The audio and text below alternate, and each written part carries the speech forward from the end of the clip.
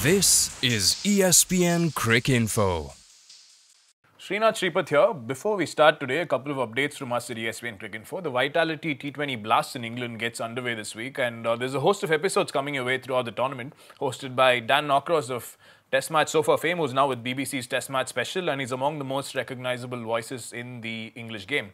He'll be joined by writers, insiders, analysts, and potentially players from the Blast over the next 10 weeks, so that's a whole lot of episodes coming your way on Talking T20. And remember, you can now listen to all our episodes by subscribing on iTunes, Pocket Cast, Stitcher, or wherever else you get your podcast from. Just stick in the RSS feed URL and click subscribe, or just key in Talking T20 on the search bar on your podcasting channel. Now that's out of the way, onwards to our latest episode.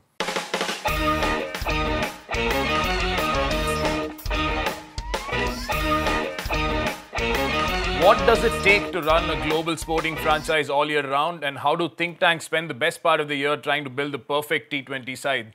And how do you build a fan base from scratch and then grow and nurture it? All of those and many other questions on our mind and yours as well. Pleased to say that we have with us somebody who is best placed to answer them. Former Madras University batting all-rounder who went on to become a big name during an illustrious career in the American insurance industry. And most familiarly for all of us, in case you're wondering, he's now running arguably cricket's largest and most expansive global T20 franchise. Venky Mysore, CEO and MD of Knight Riders, a man who wears multiple hats, also heading Red Chillies Entertainment in India.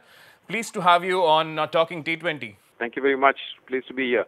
Great. And our friend Gaurav Sundararaman, who himself has had a lengthy stint with IPL franchises as an analyst and auction table strategizer. He's now a senior stats analyst. He's back with us once again after a week's hiatus. Gaurav, welcome back. Good to be back here, Srinath. Great. I think we will just get started quickly on various aspects. There's lots to talk about. Firstly, the business of running a franchise, how do you plan for an auction, and so on.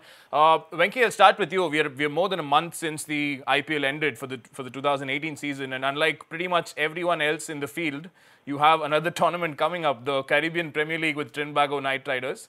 Two questions. How did you spend these 10 months when you only had the Kolkata franchise, and what's changed for you now? Good question. And initially, it used to be a bit of a tongue-in-cheek remark when people used to ask me the same thing and say, what do you do for the remaining 10 months? And I used to say that I have the luxury of taking an extended vacation, so and then come back for the next edition of IPL. But jokes aside, I think, frankly, even when I started, now I can't believe it's been 8 seasons. I've completed 8 seasons with KKR. I came into the 4th season. But I think one of the questions we asked ourselves was, what do we want to build? Do we want to build a franchise, or do we want to sort of run it like basically an event management company?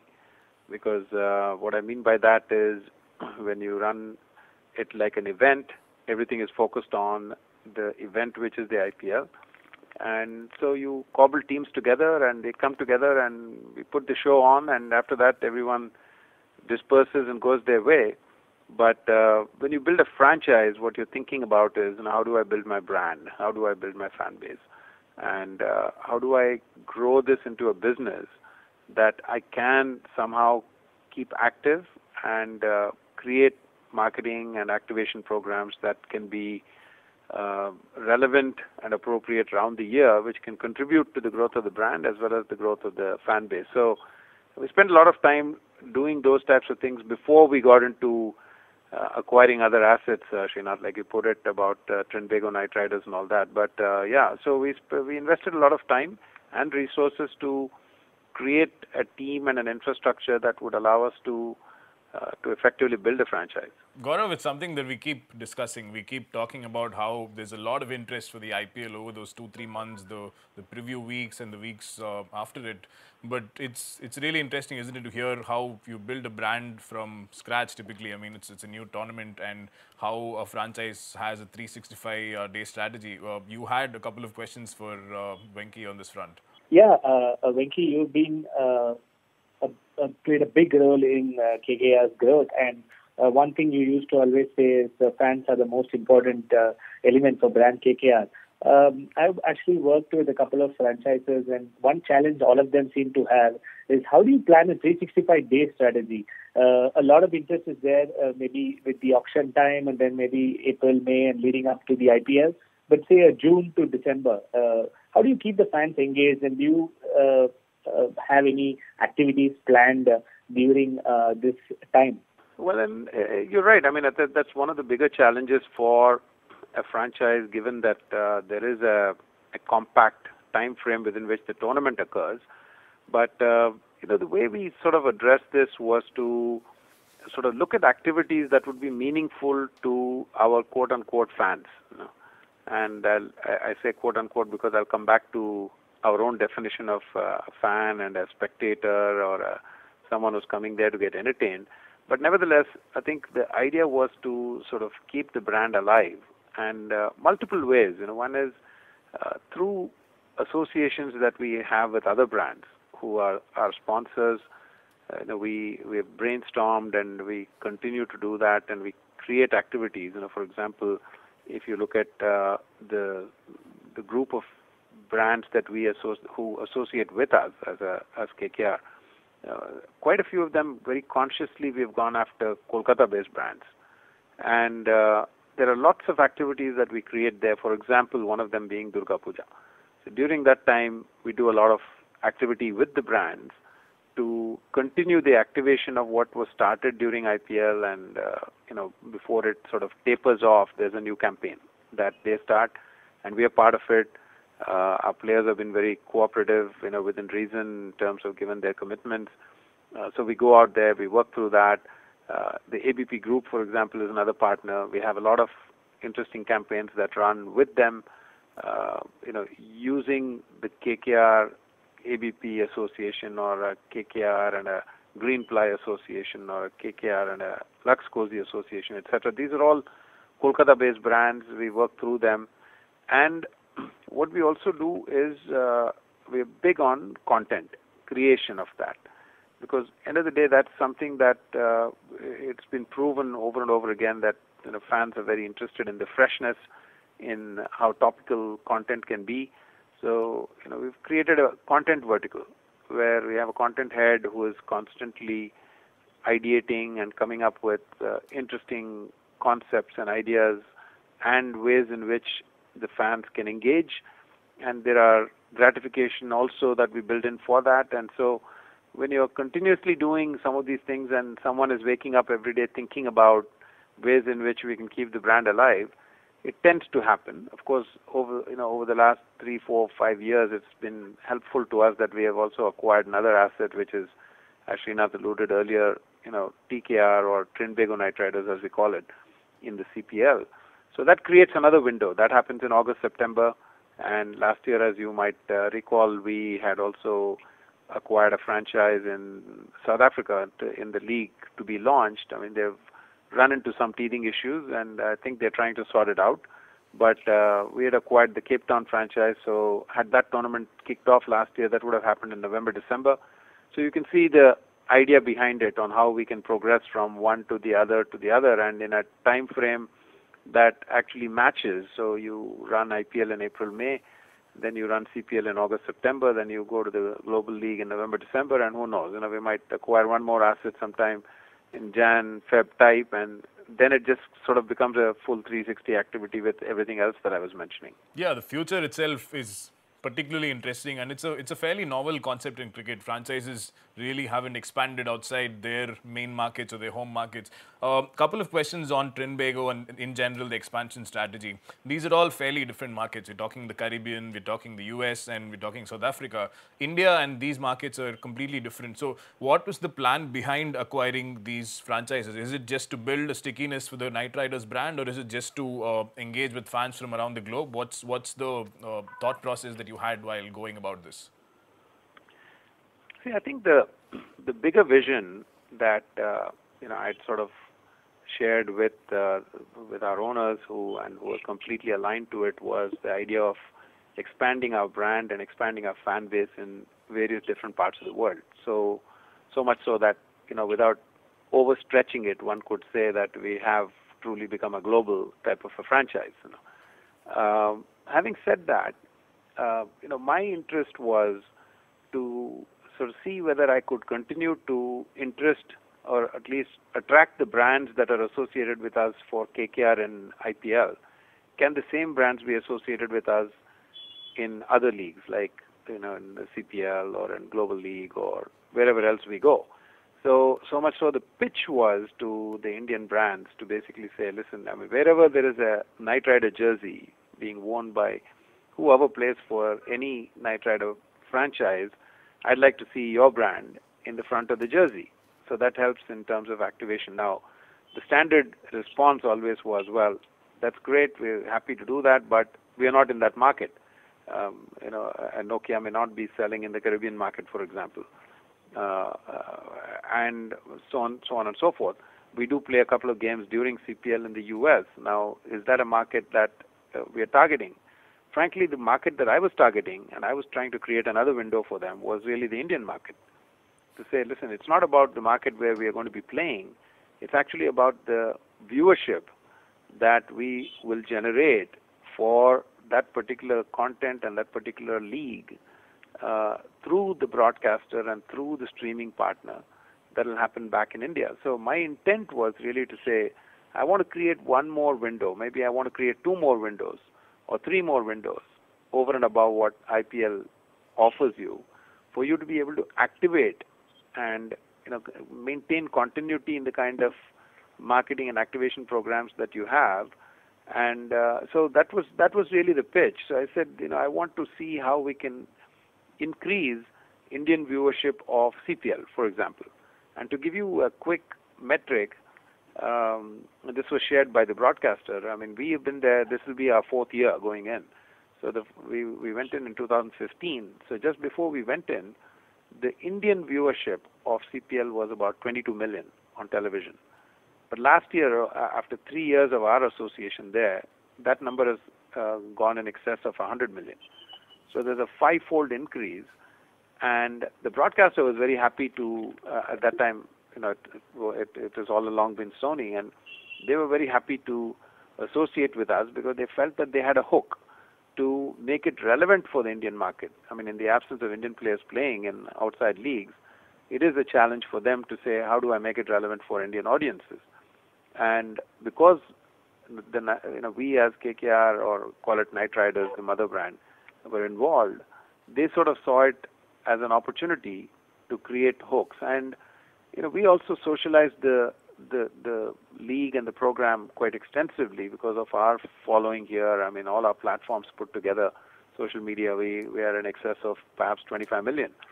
So we were socializing the idea that Knight Riders are playing there. It might be in a different country, different venue, etc. Queen's Park Oval, where we're playing as Trinbago Knight Riders. But, as the Kolkata Knight Rider fan, would you continue to support us there? And that gained a lot of traction. So the whole vision around expanding it is to get our brand, the salience of the brand, to keep growing and create those partnerships, and also to keep our fan base growing. But the process and the methodology that we used was really to rely more on the Indian viewership and the Indian marketplace as opposed to necessarily the local. The local did happen and does happen, and it's been fantastic. It's been a great experience there. But this has been an amazingly successful initiative that we took, which has paid off for us. Gaurav, you've been part of backroom staff in both the IPL and in the CPL through your time. These seem to be astounding numbers. 22 million to 100 million is nearly a five-fold increase. The question that I wanted to ask you, and then you can then ask Venky about it, is that do we see backroom staff kind of moving between a franchise that has presence across the globe? Is that one of the core benefits that you see happening with more and more teams around the world, leave alone Knight Riders? But as teams expand around the globe, is this something that is going to change?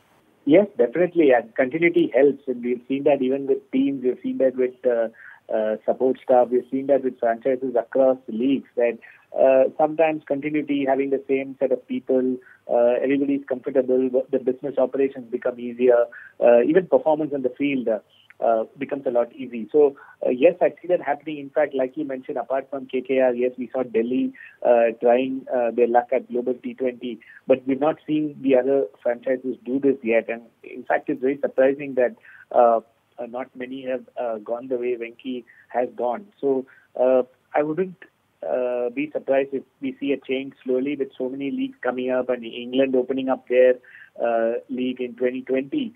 I think it's going to we're going to see that more often. And just building on Venky's point about so much viewership in broadcast and digital, I wanted to ask him, can you draw a parallel between the evolution of IPL and the evolution of digital media? Today, I think most of us are always on our mobile devices rather than on TV. We catch up on highlights. We're able to watch cricket anywhere in the globe from any location. And can you do you see a parallel between how IPL has evolved and how digital media has evolved? Absolutely. I mean, if we refer to digital media as people consuming content, where they want, how they want, when they want type of thing, using smartphones or computers or any mobile devices, it's had a massive impact, no doubt about it. And I think it's also reflected in the fact that in the recent media type of deal that took place in the context of IPL, you saw some of the players who we never thought would be really serious participants in something like this, coming in and putting bids there and taking bets which were quite astounding actually. So I think basically what is happening is that clearly with bandwidth and mobility from a technology perspective dramatically changing and expanding and improving, as well as the penetration of I should say first the usage of cell phones and the penetration of smartphones and the way device manufacturers have made it so much more affordable, that today, because of the affordability of a smartphone and mobility and bandwidth, people are able to consume content at their convenience. So I think that's the way it's going forward, and we have seen this actually, to digress a little bit, when I wear my other hat of Red Chillies, we see this in the content business there as well. Very clearly, the kind of the platforms that have emerged, like the Netflixes of the world, the Amazons of the world, the Jios of the world, they're all hungry for content. So we consider ourselves, coming back to KKR or Red Chillies or whoever, we consider ourselves to be in the content business. So effectively, what we're doing is we are creating content, and there are platforms today who are very, very hungry for it, and so it is something that is that's really working out very well from a business model standpoint, and I expect this to continue to grow. So the stats will come out shortly, but from everything I've been hearing anecdotally, the kind of consumption of IPL that happened this past season on digital platforms had shown a significant increase. So, which is not surprising, but yes, that's there's definite correlation there, and I think it'll continue to become bigger, if anything. Venky, as a franchise owner, do you see the thought of Indian players playing in overseas leagues actually helping your brand even more? And say a guy like maybe Isham Jaggi or someone who's not got good game time in the IPL, but he can go and play for your franchise in the West Indies. So do you see that? Are you a person who vouches for this concept? I know the board's not too much for this, but would you want to see that? That's only going to help your business even more. See, I do appreciate the fact, because I've had several conversations around this subject, and it is important to understand the other side of the perspective, which is that by allowing players to go out, where do you draw the line? I mean, recently ICC has there's some news that's come out which says that they intend to restrict it to 3 T20 tournaments for every player. But I think the balance that needs to be achieved is that how does one also make sure that the windowing is appropriate and is optimal, so that the domestic cricket season doesn't get affected in any shape or form. And after all, huge amounts of investments have gone in by the boards to build infrastructure, to build that system through which the cricketers come through, and we have all benefited from that, because basically we are going to the auction or trade or whatever and picking up our teams respectively. So while I understand that side of it, I think a solution has to be found somewhere, because I do think that it can be huge. I mean, see what IPL has done for Indian cricket. I think it's played a huge role in showcasing talent who otherwise would not have had enough opportunities. And next thing they're staking a claim for the national team. And I think the rest of the world is also noticing that, and they're seeing that. So there's a huge benefit to that. So, but in the process, are we also missing out a little bit? Because there are probably at a minimum 1, 2, 3 players who are sitting on the bench of every franchise.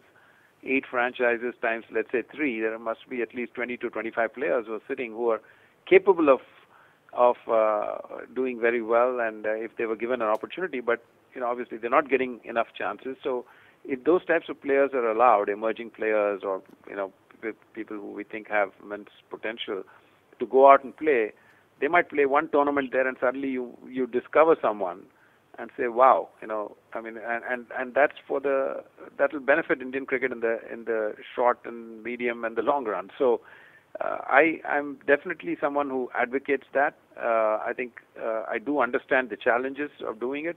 So one needs to just sit down and find an appropriate solution to be able to do that. Okay, I'm just going to focus a little more on one of the main points you made about the IPL being a breeding ground of sorts for young Indian players. You went into IPL 2018 with possibly the smallest squad in the field, with a lot of Indian youngsters, a lot of under-19 guys, a lot of guys who performed like Nitish Rana, who succeeded in the IPL. You picked Prasidh Krishna out of nowhere when your other under-19 youngster, Kamlesh Nagarkoti, got injured. Do you see a tournament where instant results are everything, a tournament which lasts for 8 weeks and you just need to keep winning to stay in the hunt? How much of a room do you see that the IPL offers for breeding young Indian players in the fold? Because franchises over the years have had mixed results.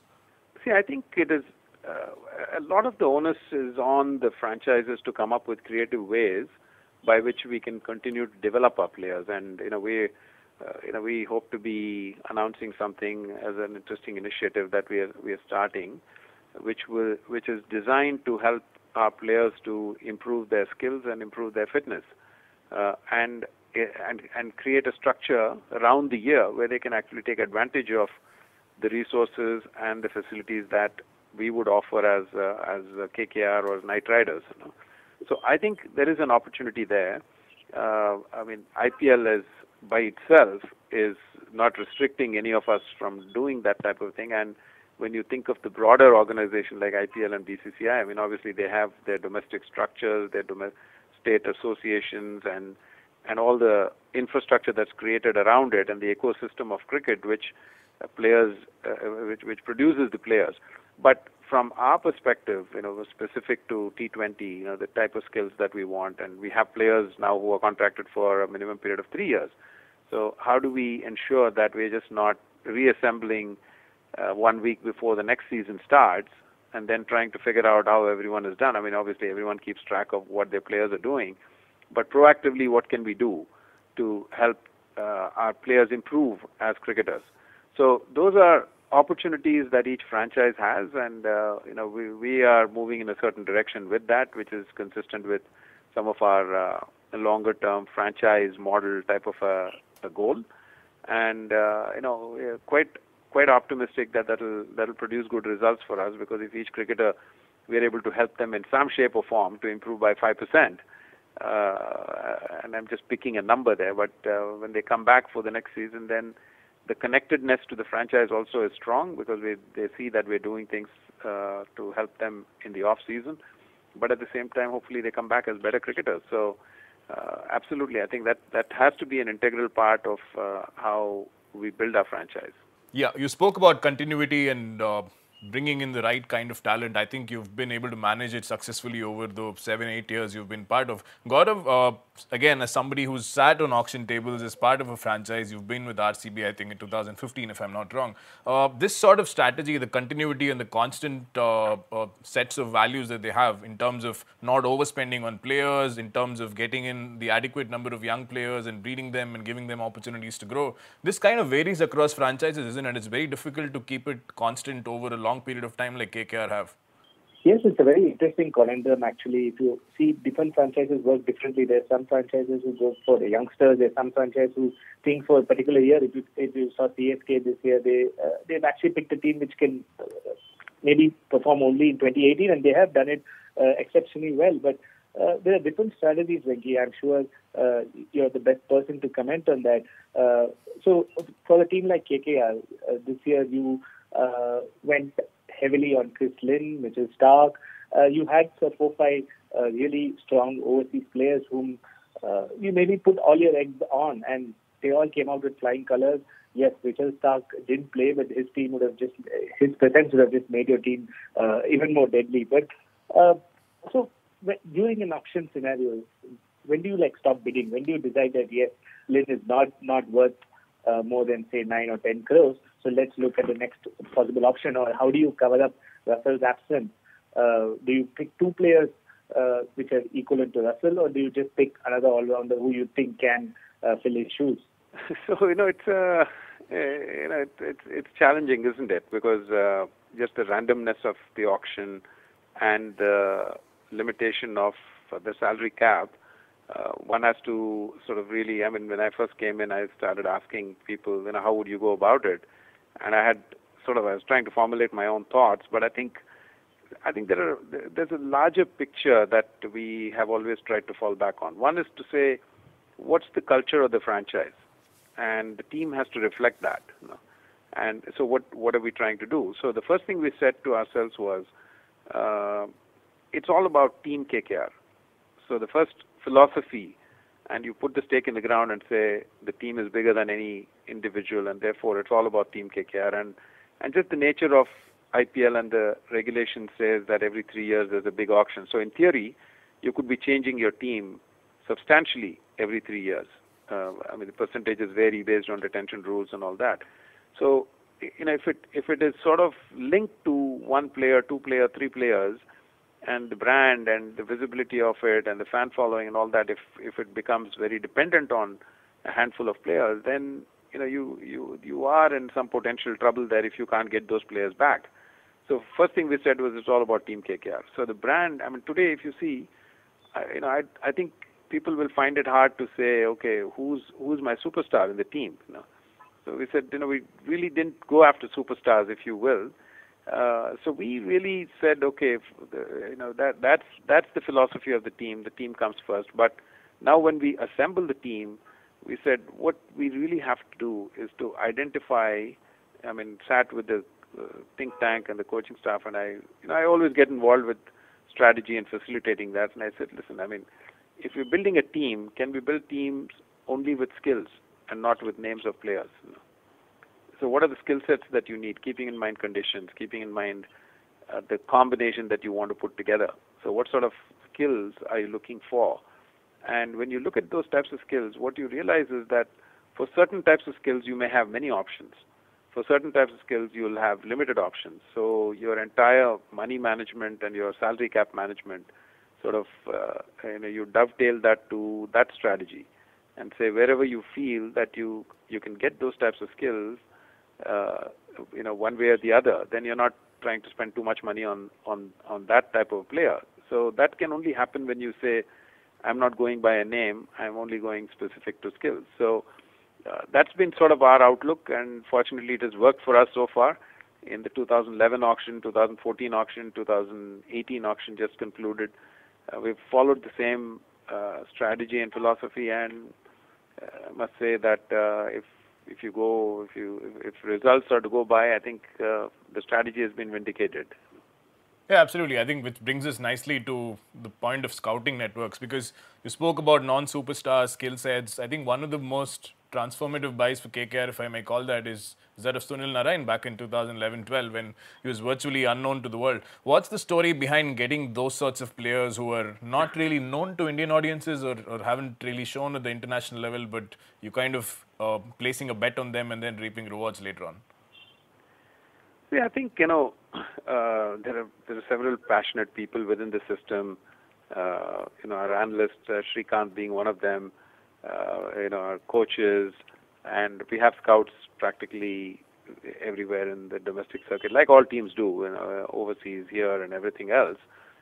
So we do have a pretty good handle on the kind of talent that's available and the kind of talent that's emerging. But I think probably what is slightly different about us is that we do, along with that, have the courage to take that bet and say, hey, we're going to do that. I mean, just like we picked 3 under-19 boys this year, Shubman Gill, Mavi, as well as Shivam Mavi, as well as Kamlesh Nagarkoti, and then subsequently Prasidh Krishna as well. So it takes a certain amount of conviction and courage to say, we're going to place the bets on the youngsters. In earlier years, we'd pick Shakib, and Shakib, someone said, Shakib, and said, well, he was the number 1 ICC-rated player at that particular point in time in white ball cricket. Yeah.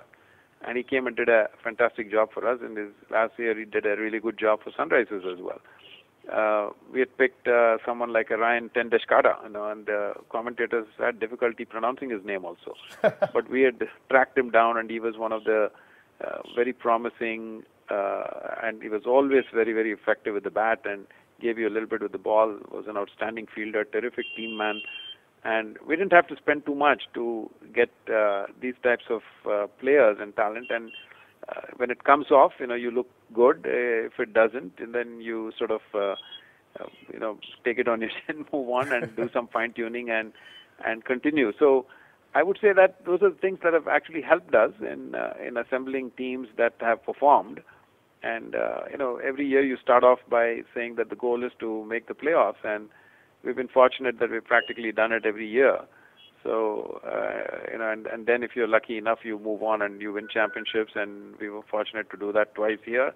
And we're also very happy that we won 2 championships in the Caribbean in 2015 and 2017. So there are certain things, obviously, that's working. And one quick point I would also make, I think you alluded to that, is about the support staff. And we try to, it's more a cultural thing that we try to maintain and develop in whichever franchise that we've acquired and that we are running. So there's a lot of commonality in the support staff. That's something that we can control. So the coaches, the analysts, and the physio, trainer. So we try to keep the same group. And we've also, although the system in the Caribbean is a little different, it's the draft system versus the auction here.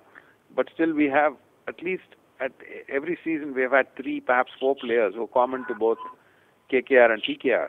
And that helps also. So between the support staff and the players, they're able to quickly establish, and sort of replicate our culture of how we run the franchise. And we sort of, a lot of people use this terminology, but we do genuinely believe that we have a really good family type of atmosphere. And I think players also recognize that, who are part of it. And it helps to have some of these commonalities for us to be able to go and build elsewhere as well. Yeah, as somebody who handles a draft and an auction every other year, there is a lot of criticism about the auction system not entirely being fair. Do you see that as a valid point, or do you see that as each league has its own? Yeah, no, I think the time has come. Frankly, there have been some conversations that have gone on offline between franchisees, and a couple of us have been talking about this for a while, saying that I think the time has come where it may be appropriate to move away from the auction system, because it was necessary to maintain a level playing field, and also everybody was kind of learning on the fly. But I think after completing 11 seasons, I think all franchises have figured out how to build and run a franchise. I mean, each one has their own style, so that's different. But I think to be able to maintain continuity and connect with the city, connect with the fans, I think it's important to get away from the big auction idea where everybody goes back into the auction and then you try to rebuild. Rather than that, having some kind of a combination of a draft system and trading and even a loan system which was introduced this year, all of those will help in empowering the franchises to fine-tune and build their teams, at the same time maintain continuity. So talking about continuity, Venky, what's your take on the lack of Indian coaches especially in the IPL? Considering it's the Indian Premier League, there's so many domestic players. Somehow we've seen more coaches from other countries doing well as well as dominating the support staff of most players. Do you see that changing, or is it strategic in nature, or or just lack of good resources? See, I think it's just a life cycle of the number of people who sort of qualify to get into the support staff and coaching staff. But I do see that changing, and certainly I think there are some really good coaches who are emerging. I think IPL has done that, and I don't know whether people took it very seriously in the initial stages, but with all the state associations and the number of state coaches, and with NCA as an academy right now, and everything that BCCI is doing to help, and individually people taking their own initiative, they see that this is a career that can be fairly satisfying and also lucrative. So, and I've known of several Indian potential coaching candidates who have taken the initiative to go abroad and hone their skills and work through certain types of systems to come back. So I definitely see that that trend will shift more towards Indian coaches, I feel, because there are a lot of very competent people who are coming through the system. Right. Fascinating inputs there from Venky Mysore, and it's great to hear from somebody who has been running a franchise on and off the field in terms of an auction and taking care of the business. It's a very rare thing in cricket to have a franchise expand across markets and around the globe. So thank you very much, Venky Mysore, for joining us on Talking T20. Thanks a lot for your time, for taking your time out and coming on the show today. My pleasure, Srinath. Thank you. I enjoyed it. Gaurav, thanks very much, and it was fun talking through this. Thank you again. This is ESPN Cricinfo.